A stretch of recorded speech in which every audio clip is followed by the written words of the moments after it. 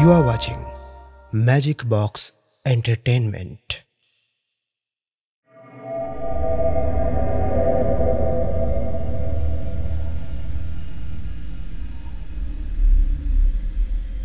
বিষ্টুদার প্রতি আপনাদের প্রাণ ভরা ভালোবাসায় টিম ম্যাজিক বক্স এন্টারটেনমেন্ট আপ্লুত।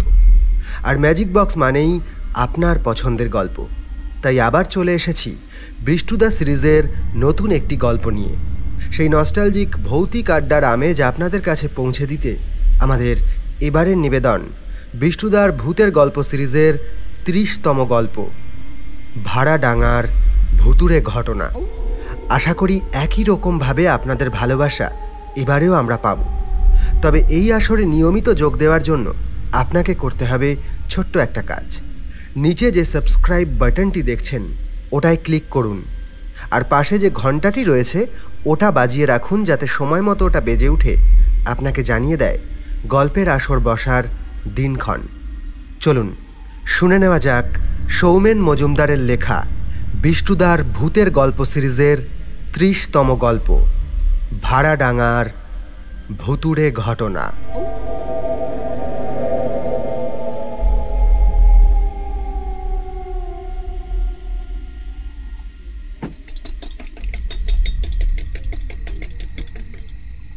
সন্ধেবেলায় হরিদার দোকানে বসে চায়ে চুমুক দিয়ে পল্লব বলল, যাই বলো বিষ্টুদা, তোমার গল্পের শুরুর দিকে এত লম্বা একটা বিবরণ থাকে, আমার ঠিক পোষায় না। ভর সন্ধেবেলায় এভাবে পল্লব যে ব্রহ্মাস্ত্র ছুড়বে তা ঘুণাক্ষরেও আন্দাজ করতে পারিনি।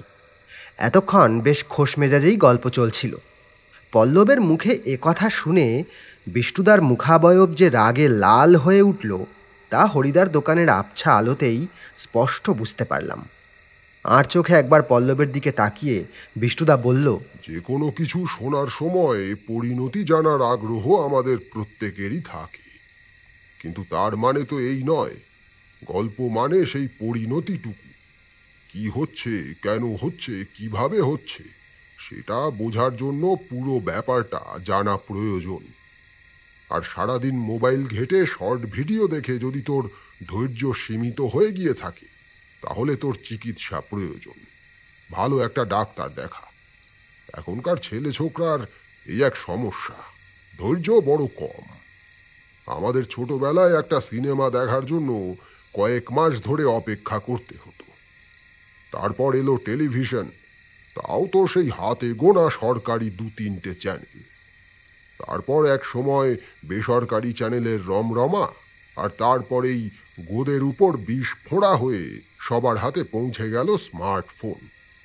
তাও একরকম চলছিল। যখন থেকে ওই শর্ট ভিডিওর কালচার শুরু হলো তখন থেকে সবার ধৈর্য একেবারে তলানিতে এসে ঠেকেছে। সব সময় একটা হুটোপাটি লেগেই আছে। কথায় বলে জানিস তো, তাড়াহুড়োর কাজ হয় শয়তানের। আর আমি যে ঘটনাগুলো তোদের শোনাই সেগুলো সত্যি মনে করলে সত্যি, আবার যদি মনে করিস সেগুলো সব বানানো গল্প তাতেও আমার কিছু যায় আসে না।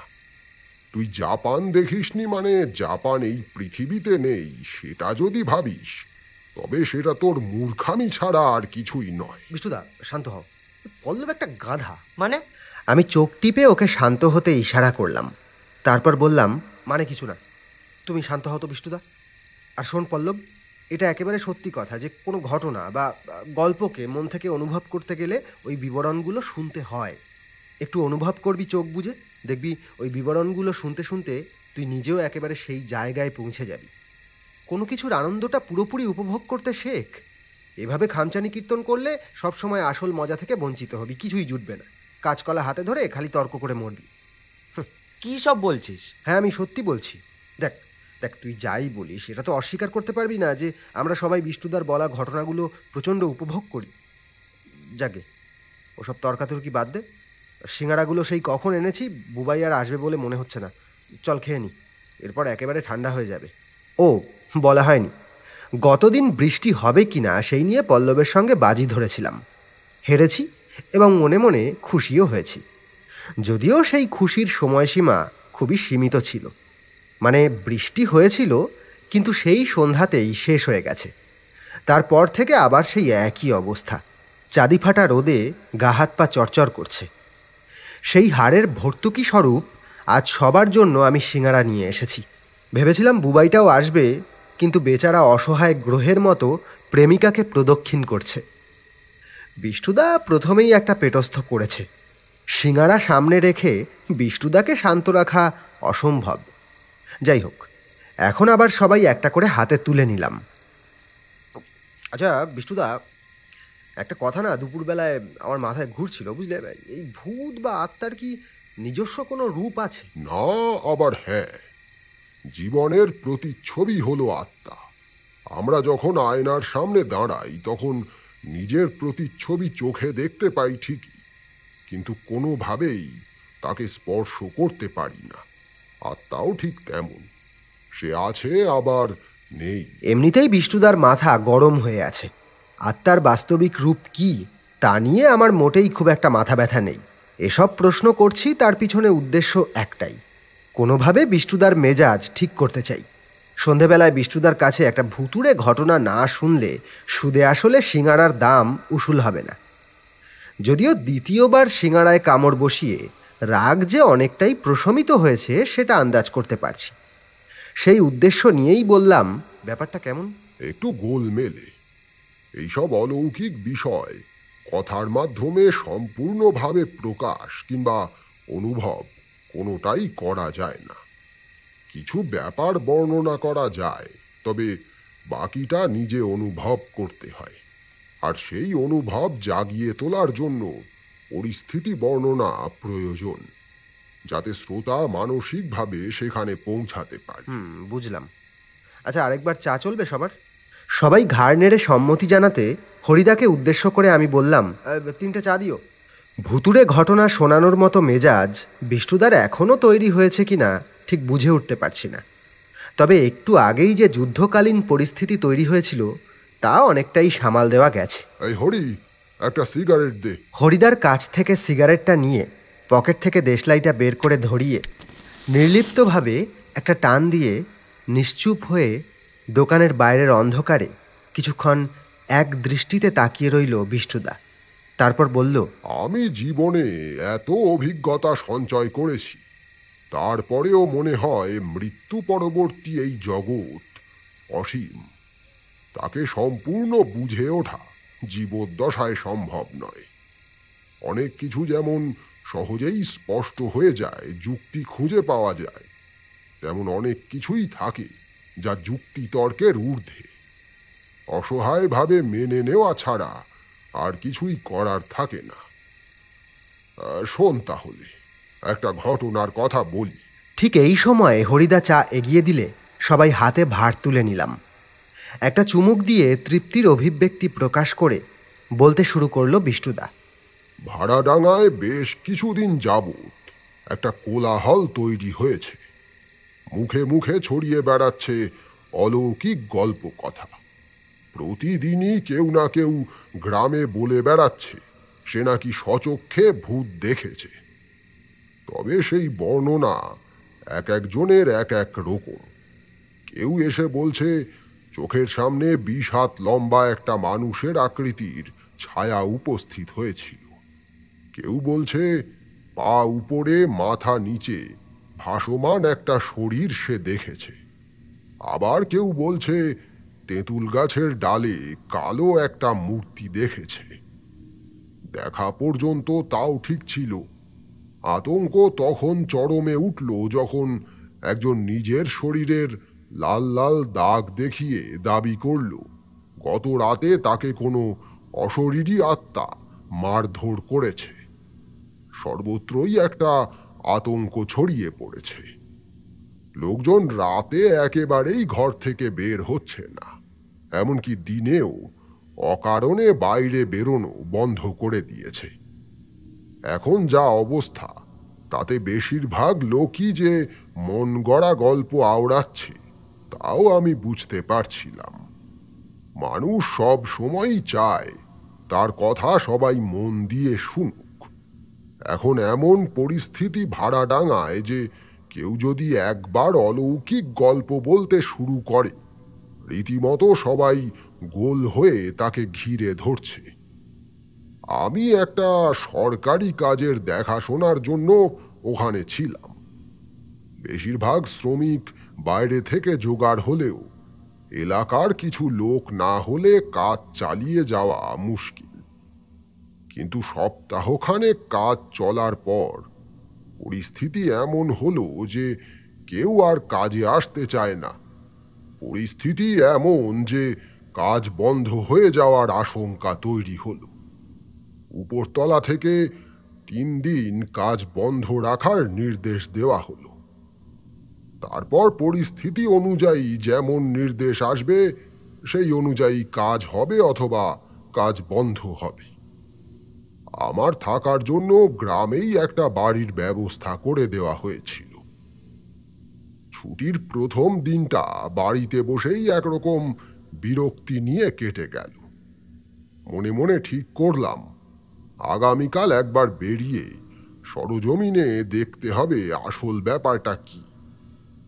সেই মতো পরদিন সকালে বাড়ি থেকে বেরিয়ে পৌঁছালাম কাছাকাছি একটা চায়ের দোকানে। সপ্তাহখানেক আগে এই দোকানে আমি এসেছিলাম, কিন্তু আজ দোকানের ঝাঁপ বন্ধ। ভেবেছিলাম চায়ের দোকানে বসে কথাবার্তা বললে অথবা লোকের কথা মন দিয়ে শুনলে কোনো তথ্য পাওয়া যাবে। সেই চেষ্টা ব্যর্থ হল। ফিরে যাব কি না বাড়ির দিকে সে কথা ভাবতে ভাবতে হঠাৎ নজরে পড়ল দোকানের সামনে টাঙানো টিনের বোর্ডের পিছনে যে বাঁশের চটার বেঞ্চটা রয়েছে সেখানে একজন লোক বসে রয়েছে। এগিয়ে গেলাম সেদিকে। দাদা, এই দোকানটা আজকে খুলবে না? না না, মনে তো হচ্ছে না। কি অবস্থা বলুন তো? গ্রামের লোকজন তো একেবারে আতঙ্কে কাঁপছে। ভয় পেলে যে কাঁপবে সেটা তো স্বাভাবিক, আর সে জিনিস যে চরম ভয়ঙ্কর তাতে কোনো সন্দেহ নেই। আপনি কি তার মুখোমুখি হয়েছিলেন? লোকটা মাথা উপর নিচে দুলিয়ে সম্মতি জানালো। কি দেখেছেন বলুন তো? কথাটা বলতে বলতে লোকটাকে আপাদমস্তক দেখলাম। এই সময় আবহাওয়া খুব বেশি উষ্ণ না হলেও ঠান্ডা মোটেই নয়। অথচ লোকটা গায়ে একটা কালো কাপড় চাদরের মতো করে জড়িয়ে আছে। মাঝারি গায়ের রং, কাপড়টা মাথার উপরেও জড়ানো। সেই চাদরের তলা থেকেই কয়েক গাছা মলিন চুল উঁকি মারছে। আর যেটা অদ্ভুত সেটা হলো হাত পায়ের নখ। দেখে মনে হলো না নেল পলিশ জাতীয় কিছু লাগানো তাতে, তবে সব কটা নখ কুচকুচে কালো। লোকটার গলাও কেমন ফ্যাস ফ্যাসে, বেশ রহস্যময়। বললেন, আমার এই গ্রামেই বাড়ি। আমি মাঝে মধ্যে বুড়ো তেঁতুল তলায় গিয়ে বসতাম। জায়গাটা নিরিবিলি বলে আমার ভালো লাগতো। তা সেদিনও অন্যান্য দিনের মতো গিয়ে বসে আছি। সেদিন বড় থমমারা পরিবেশ ছিল, একটু হাওয়া বাতাস নেই, রীতিমতো অস্বস্তি হচ্ছিল। ওই তেঁতুল গাছের তলায় একটা গোল বেদি করা আছে, দেখেছেন নিশ্চয়ই। গাছটার পূর্ব দিকে ওই বেদির উপরে আমি বসেছিলাম। হঠাৎ মনে হলো অন্য আরেকজন গাছের পশ্চিম দিকে বেদিতে এসে বসেছে। দুই একজন মাঝে মধ্যে এরকম আসে ওখানে। আমি তাই আলাদা করে তাকিয়ে দেখলাম না কে এসেছে, কিন্তু শরীরে কেমন অদ্ভুত অস্বস্তি হতে লাগলো। উল্টো দিকে যে বসে আছে সে ফিস ফিস করে কিছু বলছিল। অস্পষ্ট শব্দ কানে আসছিল, কিন্তু কথা কিছুই বোঝা যাচ্ছিল না। বেশ কিছুক্ষণ ধরে বারে বারে অস্পষ্ট কথার দিকে মন চলে যাচ্ছিল। লোকের কথা আড়িপিতে শোনার মতো মানসিকতা আমার নয়, তবুও কি বলছে তা শোনার তীব্র আগ্রহ মনে অনুভব করছিলাম। এভাবে অনেকক্ষণ কাটার পর কৌতূহল বশতই মুখটা ঘোরালাম সেদিকে, আর সঙ্গে সঙ্গে একেবারে আমার সামনে দেখলাম একটা কুচকুচে কালো ছায়া মূর্তি। স্পষ্ট অবয়ব নয়, যেন কিছুটা জমাট বাঁধা কালো ধোঁয়া। সেই ধোঁয়া আমার আরো কাছে এগিয়ে আসতে লাগলো, কিন্তু তারপরে যে কি হলো জানি না। ঠিক এই সময় পিছন থেকে একটা কণ্ঠ শুনে ফিরে তাকিয়ে দেখি একটি 16-17 বছর বয়সী মেয়ে দাঁড়িয়ে। জেঠু, এখানে এভাবে দাঁড়িয়ে আছো কেন? আমি ফিরে লোকটির দিকে তাকিয়ে বলতে যাব কিছু, কিন্তু আমার কণ্ঠ স্তব্ধ হয়ে গেল। এক্ষুনি যে লোকটির সঙ্গে আমি কথা বলছিলাম, সেই লোকটি এখন সেখানে নেই। ফাঁকা বেঞ্চি পড়ে আছে। এক মুহূর্তের মধ্যে লোকটা কোথায় অদৃশ্য হয়ে গেল। আমি মেয়েটির দিকে তাকিয়ে বললাম, কিছু না, তোমাকে তো আমি চিনলাম না, কিছু বলবে? আমাকে একটু এগিয়ে দেবে? আমি পড়তে গেছিলাম, এখন একা একা ফিরতে ভয় করছে। ভাবলাম গ্রামে ছড়িয়ে পড়া আতঙ্ক মেয়েটার মনে দানা বেঁধেছে। এই পরিস্থিতিতে ওকে একটু এগিয়ে দিলে ক্ষতি কি? চলো বলে মেয়েটির সঙ্গে সঙ্গে হাঁটতে শুরু করলাম। ওই রহস্যময় লোকটি যে তেঁতুল গাছের কথা বলল, সেদিকে আমি কখনো যাইনি। একবার ঘুরে দেখে এলে ভালো হয়। মেয়েটার সঙ্গে সঙ্গে যেদিকে আমি চলেছি, সেদিকেই আছে সেই তেঁতুল গাছটা। দিনে দুপুরে এমন ঘটনা যদি ঘটে, তবে গ্রামের মানুষের ভয় অমূলক নয়। আচ্ছা, মেয়েটি বলল পড়তে গেছিল, কিন্তু ওর কাছে তো কোনো ব্যাগ জাতীয় কিছু লক্ষ্য করলাম না। এই ভেবে মনে আশঙ্কা নিয়ে মেয়েটির দিকে তাকালাম। না, পিঠে একটা ব্যাগ ঝুলছে। ভয় যখন মনে দানা বাঁধে, তখন সব কিছুই ভয়ানক মনে হয়। কিন্তু এর কারণ কি? এই আপাত নির্লিপ্ত ছিমছাম শান্ত গ্রামে কোন রহস্য লুকিয়ে আছে? তোমার বাড়ি আর কত দূরে? এই তো জেঠু, সামনেই। আমি সামনে সামনে চলেছি। মেয়েটি আমার পিছনে হেঁটে আসছে। ওর পায়ের শব্দ আমি শুনতে পাচ্ছি। মাঝে মাঝে পিছন থেকে ও আমায় বলছে কোন দিকে যেতে হবে। প্রায় মিনিট 10 পরে তখন আমরা একটা মাটির পথ ধরে চলেছি। জায়গাটা গাছপালায় ঘেরা। কিছুটা এগোতে চোখে পড়ল একটা বিরাট বড় তেঁতুল গাছ। গাছটার গায়ের রং কুচকুচে কালো। বহু বছরের পুরনো তা সেই গাছের আকার দেখলেই বোঝা যায়। হঠাৎ সেই সময় খেয়াল হলো মেয়েটি পিছনে পিছনে আসছে না। পিছন ফিরে তাকিয়ে দেখি আমার আশঙ্কা অমূলক নয়। সত্যি পিছনে কেউ নেই।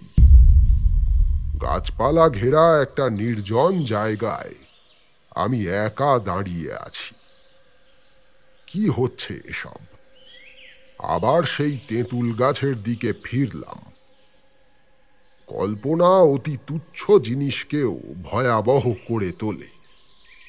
সেখানে এই অতিকায় তেঁতুল গাছ, তার কুচকুচে রং, প্রেতের কালো শরীরের মতো আঁকাবাঁকা ডালপালা, যে কোনো মানুষের মনে ভয়ের সঞ্চার করবে। লোকটি যেমনটা বলেছিল, লক্ষ্য করলাম গাছের গোড়ায় গোল করে বেদি রয়েছে। তাতে যে বহুদিন লোকজন বসে না, তা জমে থাকা আবর্জনা দেখেই বোঝা যায়। আমি এগিয়ে গেলাম সেদিকে। ফু দিয়ে শুকনো তেঁতুল পাতা সরিয়ে বসলাম সেখানে। জীবনের দীর্ঘ অভিজ্ঞতার ফলে আমি অনুভব করতে পারি অলৌকিক উপস্থিতি আমার মনে সাড়া দেয়। এখানে বসার সঙ্গে সঙ্গে আমার মনে সেই রকম অনুভূতি হলো। আমার শরীর মন তীব্র কোনো শক্তির উপস্থিতি টের পেল। সূর্য তখন মধ্য গগনে, প্রচণ্ড খিদে পেয়েছে। সেই সকালবেলায় সামান্য খাওয়া দাওয়া করে বেরিয়েছি। এখন বাড়িতে ফিরে যাওয়াই ভালো। সেই মতো উঠে পড়লাম সেখান থেকে। একটু বেলা পড়লে এদিকে আবার একবার আসব। গ্রামের এই আতঙ্কের পিছনে যে অদ্ভুত ধোঁয়াশা রয়েছে তা পার করে সবকিছু জানার আগ্রহ আমার মনে উত্তাল হয়ে উঠেছে। আমার অস্থায়ী ঠিকানায় ফিরে এসে স্নান করে দুপুরের খাওয়া দাওয়া সেরে সামান্য বিশ্রাম নিলাম। তারপর রোদ পড়ে এলে আবার বেরোলাম সেই তেঁতুল গাছের দিকে। সকালে চায়ের দোকানের সামনে বসে থাকা লোকটি যে তেঁতুল গাছের কথা বলেছিল, মেয়েটি আমাকে পথ দেখিয়ে সেই তেঁতুল গাছের কাছে পৌঁছে দিয়েছে। এর কারণ কি? আর একটা বিষয়, ওই একটি মাত্র লোক যে দাবি করেছে কোনো অশরীরই তাকে মারধর করেছে, কিন্তু গ্রামের বাকি লোক শুধু অলৌকিক কিছুর উপস্থিতি অনুভব করেছে, কিন্তু তাদের উপরে কোনো রকম আক্রমণ হয়নি। গ্রামের লোকজন আতঙ্কে ঘরবন্দি অবস্থায় দিন কাটাচ্ছে ঠিকই, তবে এভাবে আর কতদিন চলবে? কাজকর্ম না করলে তো সকলেই সমস্যায় পড়বে। এসব কথা ভাবতে ভাবতে সকালের পথেই হাঁটছি আমি। রাস্তাঘাটে কোনো লোকজন নেই, একেবারে শুনশান, খা খা করছে। হাঁটতে হাঁটতে পৌঁছালাম সেই তেঁতুল গাছের কাছে। সূর্য যখন মধ্য গগনে ছিল তখন একরকম, কিন্তু বিকেল বেলায় যখন সূর্য পশ্চিমে ঢলে পড়েছে, রোদের ছটা আর গায়ে এসে লাগছে না। সন্ধে কিছুক্ষণের মধ্যেই নামবে, সেই সময়ে অদ্ভুত দেখাচ্ছে গাছটাকে। আমি তেঁতুল গাছের তলায় না বসে আরো কিছুটা সামনে এগোলাম। ওখান থেকেই আমার নজরে পড়েছিল একটু সামনেই একটা জলের রেখা। একটা খাল বয়ে গেছে, টলটলে জলে টইটুম্বুর। আমি সেই খালের পাড়ে গিয়ে দাঁড়াতে দূরে নজরে পড়ল একটা নৌকা ভেসে আসছে। গোধূলির আলোয় দৃশ্যটা সত্যি অপূর্ব লাগছিল, কিন্তু মনে আশঙ্কা নিয়ে কি আর এসব উপভোগ করা যায়? নৌকাটা যখন আমার সামনাসামনি পৌঁছালো তখন মাঝি হাঁক দিয়ে বলল, কোথায় যাবেন বাবু? কোথাও যাওয়ার নেই, তবে তুমি যদি আমায় নৌকায় করে ঘোরাও তাহলে যেতে পারি। চলেন। এই বলে মাঝি নৌকা পাড়ে লাগালো। তারপর একটা মোটা কাঠের তক্তা ফেলল, যেটার উপরে পা ফেলে আমি নৌকায় উঠতে পারব। আমি কোনো ক্রমে নৌকায় গিয়ে উঠলাম। বহমান জলস্রোতের উপরে নৌকা ভাসতে লাগলো। এই খাল কোথায় গিয়ে মিশেছে? বাউরে গিয়ে মিশেছে বাবু। ও, আর তোমার বাড়ি তো এখানেই? হ্যাঁ বাবু। তা আপনি শ্মশানে কি করছিলেন? শ্মশান ঘাট? হ্যাঁ, ওই যেখান থেকে আপনারে নাওয়ে তুললাম।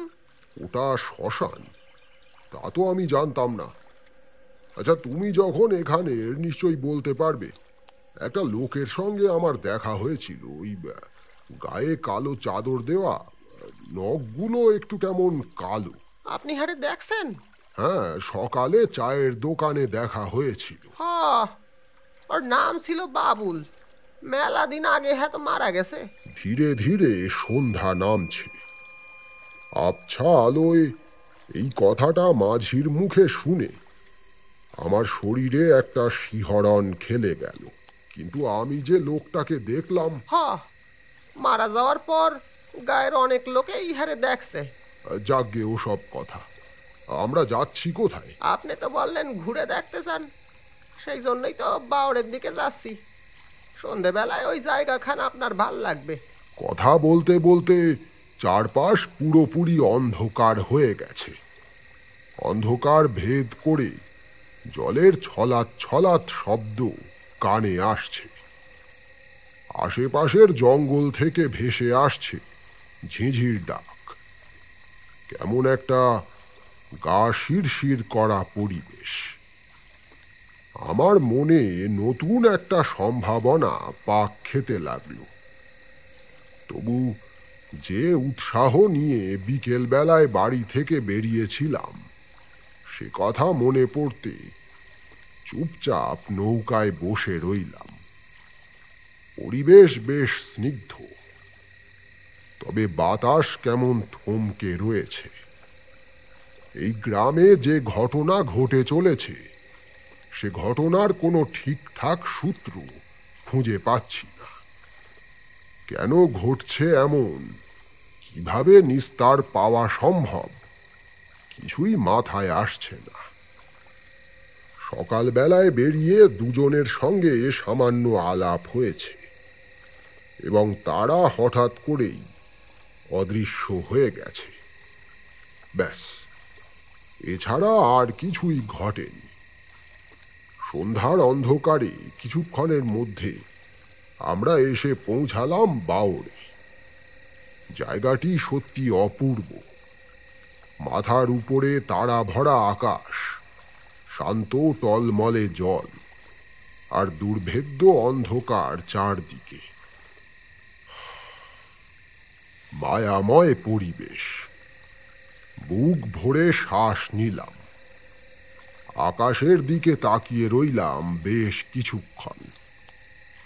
নৌকাটা এমন যে শুয়ে পড়া সম্ভব নয়, নয়তো টান টান হয়ে শুয়ে আকাশের দিকে কিছুক্ষণ তাকিয়ে থাকতাম। তবে বেশিক্ষণ নয়, মিনিট 10-15 মধ্যে আকাশের তারাগুলো ধীরে ধীরে নিভে যেতে লাগলো। মেঘ জমছে আকাশে, শীতল বাতাস গায়ে এসে লাগছে।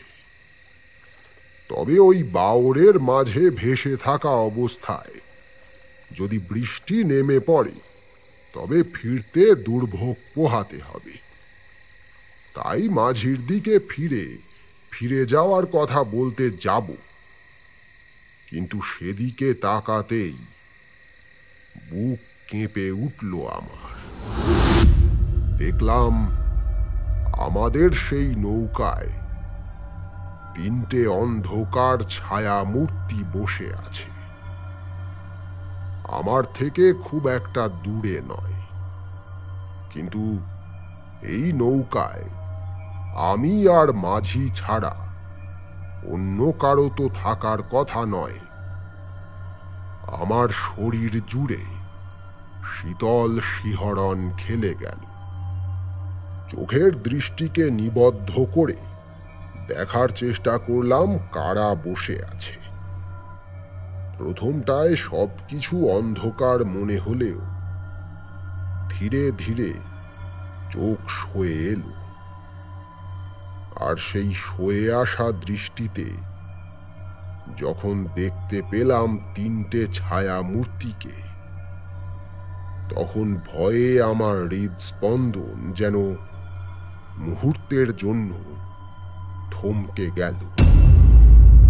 দেখলাম নৌকায় বসে আছে সকালে দেখা সেই লোকটি, সঙ্গে মেয়েটি এবং নৌকার মাঝি। দারুণ অন্ধকারেও কেমন ফ্যাকাশে মনে হলো 3জনকে। আমার শরীর যেন অকেজো হয়ে গেল, গলার স্বর রুদ্ধ হয়ে গেল। কিছু যে জিজ্ঞাসা করব কিংবা প্রাণ বাঁচাতে জলে ঝাঁপ দিয়ে পড়ব, সেই উপায়ও নেই। কেমন অসাড় হয়ে বসে রইলাম।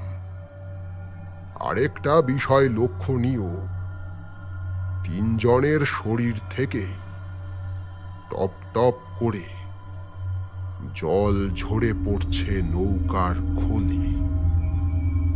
অবশেষে শরীরের সমস্ত শক্তি সঞ্চয় করে উচ্চারণ করলাম, তোমরা কারা? কোনো উত্তর পেলাম না। ওরা নিজেদের মতোই চুপচাপ বসে রইল। আকাশে একটা দীর্ঘ আলোর ঝিলিক খেলে গিয়ে ঝমঝম করে বৃষ্টি নেমে পড়ল। সে তুমুল বৃষ্টি। অমন বৃষ্টি আমি জীবনে আর কখনো দেখি। আকাশ যেন ভেঙে পড়ছে নিচে, যেন জলপ্রপাতের নিচে বসে আছি আমরা। নৌকার খোলে ধীরে ধীরে জল জমছে, আর একটু একটু করে ডুবে যাচ্ছে আমাদের নৌকা।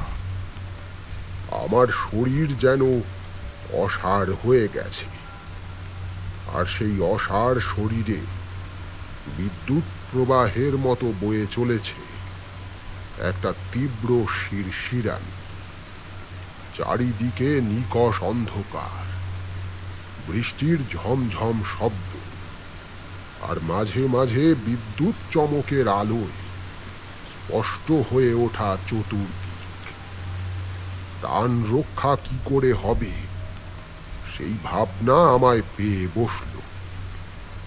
আর কিছুটা জল জমলেই নৌকাটা উল্টে যাবে। হঠাৎ একটা তীব্র আলোর চাবুক ঠিক নৌকায় এসে পড়ল। সামান্য আর্তনাদটুকু কেউ করতে পারল না। তাৎক্ষণিক মৃত্যু। আর সঙ্গে সঙ্গে নৌকাটা গেল উল্টে। আমি সহ 4 জনে পড়লাম বাওরের জলে। বাকি 3 জনের শরীর ডুবে গেল। আমি নিজের প্রাণ বাঁচাতে একটুখানি সাঁতার কাটতে পার খুঁজে পেলাম।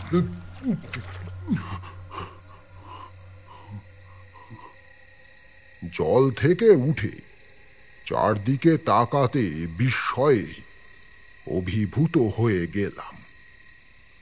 আমরা সেই শ্মশানের ঘাট থেকে অনেকটাই দূরে চলে গেছিলাম। পৌঁছেছিলাম বাওরে, কিন্তু সেখান থেকে সামান্য সাঁতার কাটতেই তেঁতুল গাছের কাছাকাছি বয়ে চলা খালের পাড়ে পৌঁছালাম কি করে? চারদিকে তাকিয়ে ওই প্রবল বৃষ্টির কোনো চিহ্ন খুঁজে পেলাম না। সকালে সবকিছু যেমন শুকনো দেখেছি, এখনো সেই একই রকম। তবে আশ্চর্য হওয়ার আরো বাকি ছিল। হতবাক হয়ে গেলাম নিজের দিকে লক্ষ্য যেতে। এই যে এতক্ষণ বৃষ্টিতে ভিজেছি, খালের জলে হাবুডুবু খেয়েছি, অথচ আমার পোশাক আশাক গা সম্পূর্ণ শুকনো। তবে কি এই খালের পাড়ে দাঁড়িয়ে এতক্ষণ আমি স্বপ্ন দেখছিলাম? রাত তখন প্রায় 8টা বাজে।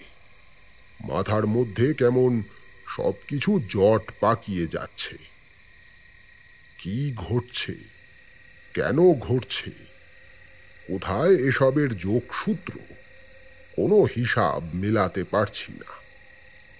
অন্ধকারেই সেই তেঁতুল গাছের গোড়ায় বেদিতে গিয়ে বসলাম। পকেট থেকে একটা সিগারেট বের করে ঠোঁটে দিয়ে দেশলাই ঠুকে ধরানোর সঙ্গে সঙ্গে আমার হাত কেঁপে কাঠিটা মাটিতে পড়ে নিভে গেল। চোখের সামনে ওই এক ঝলক আলোয় আমি দেখতে পেলাম একটা ভয়ঙ্কর রূপ, এক কদাকার ভয়ানক চেহারা। গায়ের চামড়াগুলো কেমন কুঁচকে রয়েছে, চোখ দুটো ছোট ছোট, তার ভিতরে মণি আছে কি নেই বোঝা যায় না। চুলগুলোর রং কেমন ফ্যাকাশে। দ্বিতীয়বার দেশলাই কাঠি জ্বালাতে ভয় করল, তবুও মনে সাহস সঞ্চয় করে বাক্সের গায়ে একটা কাঠি ঠুকলাম। তবে এবার তেমন আর কিছু দেখতে পেলাম না। সিগারেটটা ধরিয়ে সবে একটা টান দিয়ে ধোঁয়া ছেড়েছি, অন্ধকারের মাঝে সেই ধোঁয়া পাক খাচ্ছে। এমন সময় মনে হলো আমি যেদিকে বসে আছি তার উল্টো দিকে কেউ একটা হেঁটে আসছে। নুপুরের মৃদু শব্দ কানে ভেসে আসছে। কে আসছে দেখার জন্য আমি উঠে হেঁটে গেলাম সেদিকে, কিন্তু অন্ধকারে কাউকেই দেখতে পেলাম না। নুপুরের শব্দটাও থেমে গেছে, কিন্তু পর মুহূর্তেই ভয়ে আমার সারা শরীর বরফের মতো ঠান্ডা হয়ে গেল। দেখলাম আমার চারপাশে 8-10 জন মানুষ এসে দাঁড়িয়েছে। তাদের প্রত্যেকের প্রায় সারা শরীরে ব্যান্ডেজ জড়ানো। সেই ব্যান্ডেজ ভেদ করে ছোপ ছোপ রক্তের দাগ ফুটে উঠেছে। তাদের চোখগুলো আগুনের ভাটার মতো জ্বলজ্বল করছে। তারা ধীরে ধীরে এগিয়ে আসছে আমার দিকে, নিঃশব্দে, অথচ নিজেদের তীব্র উপস্থিতি জানান দিয়ে। আমার আঙুলের ফাঁক দিয়ে সিগারেটটা খসে পড়ল। আমি পাথরের মূর্তির মতো দাঁড়িয়েছিলাম। সম্বিত ফিরল যখন পায়ের কাছে এক টুকরো আগুন জ্বলে উঠল। সম্ভবত আমার সিগারেটের আগুন শুকনো পাতায় অগ্নি সংযোগ করেছে। আমি পিছোতে লাগলাম, আমার দৃষ্টি ওই অতিলৌকিক ব্যান্ডেজ মোড়ানো মানুষগুলোর দিকে। হঠাৎ করে পিছনে কিছুতে ধাক্কা খেলাম। অনুভব হলো ভেজা স্যাঁতস্যাঁতে ভাব।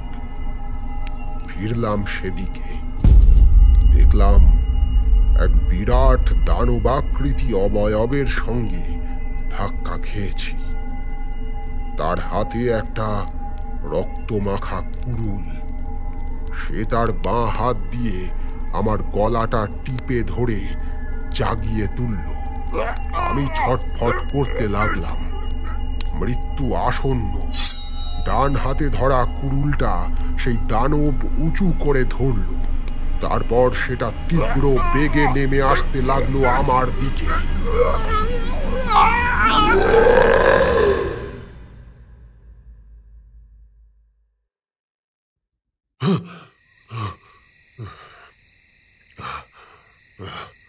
তীব্র আতঙ্কে ঘুম ভাঙল আমার। সারা শরীর থেকে ঘাম ঝরছে। অন্ধকার ঘরে বিছানায় উঠে বসেছি আমি। আতঙ্ক এমন দৃঢ়ভাবে আমাকে জড়িয়ে ধরেছে যে বিছানা ছেড়ে উঠে আলোটা জ্বালানোর সাহস পাচ্ছি না। মিনিট খানেক বসে থাকার পর যখন বুঝলাম এতক্ষণ ধরে স্বপ্ন দেখছিলাম, তখন ধাতস্থ হয়ে আবার শুয়ে পড়লাম। কিন্তু স্বস্তি কোথায়? কিছুক্ষণ পরেই টের পেলাম আমার চারপাশে কারা যেন ফিসফিস করে কথা বলছে। কারা যেন হেঁটে বেড়াচ্ছে। অনেক দূরে কারা যেন হাসছে। সে হাসি কোনো জীবিত মানুষের হতে পারে না।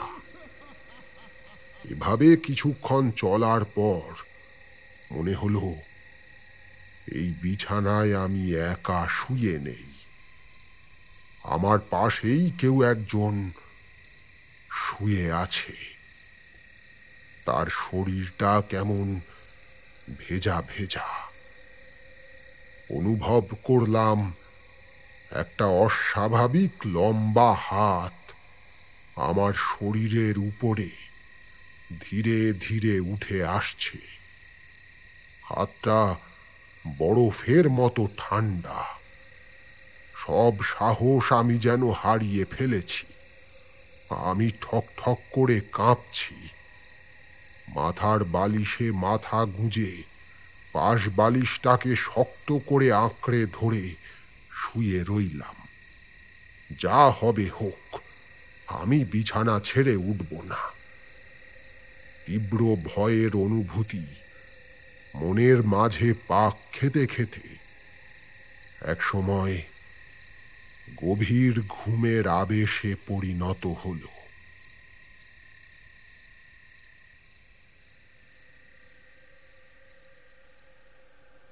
সকালে যখন ঘুম ভাঙল, তখন পুনরায় অবাক হলাম। এই সমস্ত ঘটনা শুনে তোরা নিশ্চয়ই ভাবছিস আমি আমার সেই অস্থায়ী ঠিকানা অর্থাৎ ভাড়াডাঙ্গার বাড়িতে রয়েছি। আমিও যখন ঘুম থেকে উঠছিলাম তখন তেমনটাই ভাবছিলাম, কিন্তু চোখ মেলে চারদিকে তাকাতে সেই ভ্রম দূর হল। দেখলাম আমি আমার সেই কলকাতার বাড়ির বিছানায় শুয়ে আছি। আমি এত জায়গায় জীবনভর ঘুরে বেরিয়েছি, অথচ এ কথা সত্যি যে ভাড়াডাঙ্গায় কোনোদিনই আমি যাইনি। আর কিনা সেই জায়গা নিয়েই কি অদ্ভুত, তাই না? এই পর্যন্ত বলে বিষ্ণুদা থামল। তাকিয়ে দেখলাম পল্লবের ঠোঁটের কোণায় কেমন একটা ব্যঙ্গাত্মক হাসি লেগে রয়েছে। নির্ঘাত মনে মনে একটা খোঁচা দেওয়ার তাল করছে। নিরস্ত করা যায় কি করে তা নির্ণয় করার আগেই পল্লব বলে বসল, ও, তার মানে স্বপ্ন? হ্যাঁ, স্বপ্ন। তবে অবাক হওয়ার এখনো একটু বাকি আছে। সেদিন বড় বাজারে আমার দোকানে যাওয়ার পর দুপুরের দিকে খবরের কাগজের পাতা উল্টাতে গিয়ে একটা খবরে আমার নজর যায়। এক কিশোরী এবং দুজন পূর্ণবয়স্ক পুরুষের দেহ উদ্ধার করেছে পুলিশ। দেহ শনাক্ত করার পর জানা যায় তিনজনে দিন 10 আগে এক বৃষ্টির সন্ধ্যায় নিখোঁজ হয়ে গেছিল। মেয়েটি পড়তে গেছিল। বাকি দুজনের মধ্যে একজন নৌকার মাঝি, অন্যজন গ্রামেরই এক সাধারণ মানুষ। পোস্টমর্টেম রিপোর্ট আসার পর জানা যায় বজ্রপৃষ্ঠ হয়ে তিনজনে মারা গেছিল এবং তারপরে নৌকা উল্টে গিয়ে জলে তাদের শরীর ডুবে যায়। এই সমস্ত ঘটনা ঘটেছে ভাড়াডাঙ্গা নামক একটি গ্রামে। কি করে সম্ভব আমি জানি না, তবে এটুকু বুঝেছিলাম সারা রাত ধরে যেসব সঙ্গতিহীন স্বপ্ন আমি দেখেছি তার সব না হলেও কিছুটা অবশ্যই সত্যি।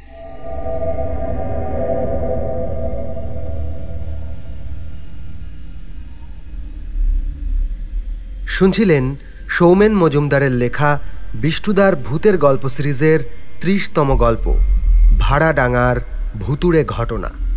বিভিন্ন চরিত্রে রূপদান করেছেন সোমা, অর্ণব, সৌরভ এবং আমি আপনাদের সঙ্গে সৌমেন।